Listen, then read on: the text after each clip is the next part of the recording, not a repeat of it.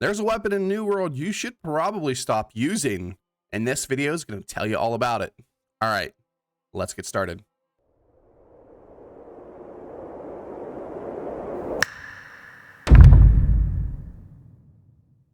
Today we're going to be talking about a weapon you should at least think about stop using. Now, I know you see the bow here, but it's not the bow.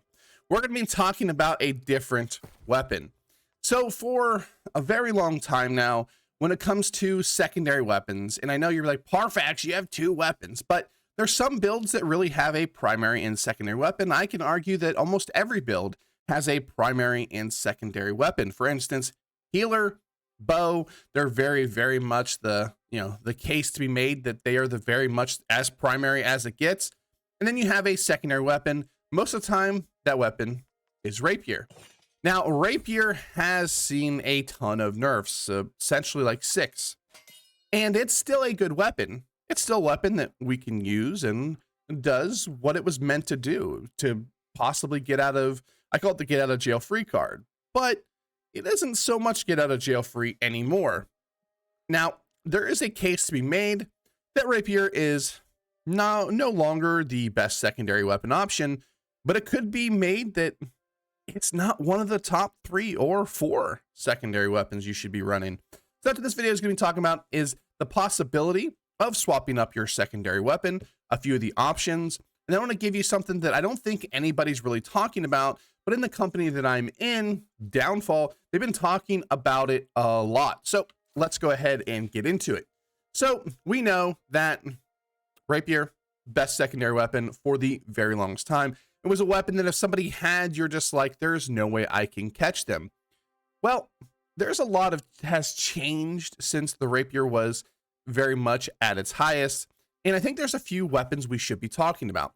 Now we're going to go ahead and talk a little bit about just a few that people normally run with, for instance, bow, and that is greatsword and spear. We're not going to go into too much detail about them. Everybody knows what the greatsword and spear bring, but it's not really the play style that really conduces a secondary weapon. It's kind of a weapon that still wants to brawl. Now, not saying it's bad by any means. The greatsword obviously is crazy good. It allows you to really turn the tides when somebody gets on you, but I'm going to be talking about more of group utility and getting away. So let's first talk about the hatchet. Now I don't have my tree specced out here, but the hatchet's been a very big up and comer. It was one of the most popular secondary weapons when the game first came out, rightfully so. So when it comes here, we have a couple different things. There's 2 mainstays you're going to have if you're going to want to run the hatchet as a, basically escape tool, and that's going to be berserk and social distancing. Social distancing just going to give you, well, some space, allow you to get back, give you a nice little stagger. Berserk, enough said, the ability's crazy, gives you speed, gives you a cleanse. Pretty insane. You're immune to like staggers and slows. It's just crazy. And then we have Defy Death, which is, we know that passive is crazy good. And then you have a little bit of options. Most people should probably run Infected Throw, get a nice 30% disease, and weaken for 10 seconds. So this ability is pretty crazy. You run these 3, you have a ton of, kind of escapability with Berserk, Defy Death, and social distancing. And then you have Infected Throw. Now, from what I hear, you do need a healer to really utilize this. So if you're not running a healer, you could utilize something else a little bit more. But Hatchet should be definitely something, even if you are not running something that scales off of dexterity, that you should really look into if you're trying, or strength, trying to really utilize one weapon and then utilize another weapon to really just get away. Next, we'll go over a weapon that people haven't ran in a very long time for secondary, which is the Greatax. Now, the Greatax, again, used to be one of the primary weapons for healers early in the game. And the reason is because we had charge and gravity well. Now, some people would run a little bit of, here and there of different abilities, but if you really want to utilize a weapon, the Greatax is definitely one of the best. We have things like charge and whirlwind. Whirlwind will allow you to get out situations where you're maybe body blocked, or you need to, have fortify whirlwind on your Greatax, is probably going to be the best here. And you're going to utilize the whirlwind to kind of get out situations that you wouldn't normally be able to get out of. Of course, gravity well to give some, utility for your teammates. and to just maybe catch people that are trying to get up on you. And then of course, charge is just a great escape tool as long as there's not a pebble or a teammate in the way. And then we have things like Void Gauntlet, Ice Gauntlet, and then my favorite, Sword and Shield. Now we're not going to go over every single weapon. Sword and Void, Ice. Ice is crazy good. Well, okay, let's talk about Ice, because you guys in the comment section down below, you guys hate Ice Shower. Now, I'm assuming you guys are trying to do like little one-on-ones and stuff like that. But for those of you that hate Ice Shower, you guys just, I don't know what to say. You guys don't utilize it correctly. There is no better ability in the game for blocking a doorway than Ice Shower. Ice Shower by itself completely stops a push in OPR. It is also something that you can use to get away. If there is a bruiser chasing you, you Ice Shower in front of you, you get, well, the direction that you're going, you get haste. And they either have to blow double stam to really get out of it, or they have to go around it while you have haste. This ability is crazy good. I know it's seen many nerfs, mainly the root change and the slow change, but this ability is absolutely crazy good. If you have Unending Thought, you can get a slow there. You have Entomb for a nice little cleanse and the ability to just essentially iframe an ability. And the Ice Gauntlet is just one of the hardest weapons for somebody to catch. If you guys are having a problem with your Ice Gauntlet, you're not really getting away with it, maybe look up a couple guides, because the Ice Gauntlet is still absolutely broken for that specific thing. But of course, then again, like I said, we have Void Gauntlet. And then, like I said, I wanted to talk about Sword and Shield. Sorry I went on the little rant about Ice Gauntlet. But every time I post anything Ice Gauntlet, everybody's like, Ice Spike, Ice Shower so bad, when they're actually just wrong. Sorry to, you know, if you get here and you're like, Parfax, I'm mad at you, but I don't care. You're just wrong. You know, and that is coming from the top PvPers really in the game. So yeah, so you can have that. So Sword and Shield is definitely one of my favorite weapons, and we're going to go into secondary weapons, or something that every secondary weapon can have that's really going to make a difference. But when it comes to Sword and Shield, you have the best gap closer or escape tool, in my opinion, in Leaping Strike. We have an on-demand stun. We have Shield Rush, which you definitely shouldn't put a point down here to improve rush. Just put 1 point in here. It allows you to do a lot of different things. It can allow you to combo to make sure you get your shield bash off. It can allow you to get out of a few situations, kind of like an extra dodge in some instances, like for Gravity Well and stuff like that.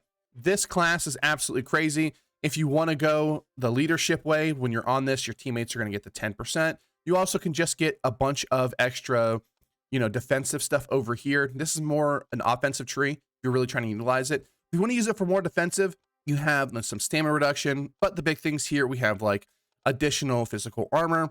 We have our like get increased healing and regeneration. And we have a bunch of other things in here that allow us to be a lot more tanky. So Sword and Shield is, in my opinion, probably S tier, A tier-ish as a secondary weapon right now, especially for things like bow, healer, all that stuff. The Sword and Shield is very good. Now, what prompted this video, honestly, was a talk that we've had recently in the company that I'm in, Downfall, about refreshing. Now, refreshing is really good perk, right? Like we want to have it on most of our gear. As I'm going through here, we don't have it a whole lot, but you know, we want to get refreshing. Well, what you can do, especially with Sword and Shield, not only will you get an extra attribute point here, because you can get an attribute point on your shield and an extra one on your sword, which isn't that big of a deal, but it is an extra. You can actually get 2 pieces of refreshing. Refreshing on round shield is very easy to get, and there are a handful of weapons that have refreshing on the sword. So for instance, for my bow build, if I go ahead and get that sword that has refreshing, I can have 2 different pieces of gear that have refreshing on it that I didn't originally have. So it's almost 6% extra cooldown reduction just for my secondary weapon stats. Now, every weapon in the game has one of these. Now, not every build will be able to run them, but we have a few in my inventory. We have Twisted Fate, so if you're a Dex user, or the Rapier, that's really good. Now, I don't think there's a con version of refreshing, so if you're trying to run Rapier with, let's see, like Life Staff, I don't think there's one, but you can look up on New World Database and just look up legendary, whatever secondary weapons. There's great axes, there's Ice Gauntlet, we have Refreshing Evasion here on this one. The one out of Dynasty Mutations drops the one with Refreshing on it. But every weapon, I mean, here's the Fire Vine, every weapon has a Refreshing, and it is something that will be able to be utilized on your front bar with your whatever primary weapon you're running. So make sure you look into those weapons, because in most cases, that weapon's going to be better as long as you're just using it kind of as a true secondary weapon, where you're using it to either for group utility or just to get out. So I wanted to touch on that point. So that's it for that portion. We're going to have just a little bit of a final thing here, and it comes with these weapons from the OPR boxes. I know I talked about this, and everybody knows that you can upgrade the weapons in here to 600. But even if there's a weapon, we're actually getting a lot of legendaries here. You don't really, it's a lot of legendaries. You can still make a little bit of money off here. So like this one, for instance, it's 598, Mortal Fortification, Vicious. This is something that will never upgrade into anything that I will ever use. But we can go over here and we can go 2 points up. For some reason, these take very little shards to upgrade, and I'm not sure why. But we can have 75 points here. We can upgrade it. Really don't care. Refreshing move. Cool. But we're going to deconstruct it. We're going to get 50 Umbral Shards, which we got here. So we only lost 25, but we're getting an Arcane Salvage or Arcane Fragment here, which is worth like 100 coins. So essentially for 25 Umbral Shards, we got 100 coins, which is pretty good. So we're going to go ahead and do it to this one as well. Ruinous, Penetrating Wrecking Ball. Never going to upgrade this. Let's go to 600. Costs us 105. We know we're going to get 50 back. Boom, Mortal Power. It got even better. Deconstruct it. Now we went ahead and got a Weapon Fragment, which is I think worth about 200. And it cost us, what, like 25, 50 Umbral Shards for that. So you can do that with pretty much any weapon. We have another one here, and we will do it one last time. Well, let's see what this weapon is. Vicious Mortal Siphoning. Never going to use this. And even at 593, we're going to spend 125 Umbral Shards. Get us an Engineer, a Weapon Fragment, which is worth, like I said, upwards of like 200 coins. So make sure you're upgrading them to get the extra fragments. We'll go ahead and look at these weapons just to see. Oh, absolutely horrible. Absolutely horrible. And not as horrible, but still not the best. So make sure you're upgrading them just to get a little bit extra coin. You're going to be spending 0, like if it's 599, you actually get 10 extra Umbral Shards, and then you get the fragment. So make sure you're just upgrading them every time, even if they are bad. All right, guys, thanks for watching. Like, comment, subscribe, like always, and I'll see you in the next one. Peace.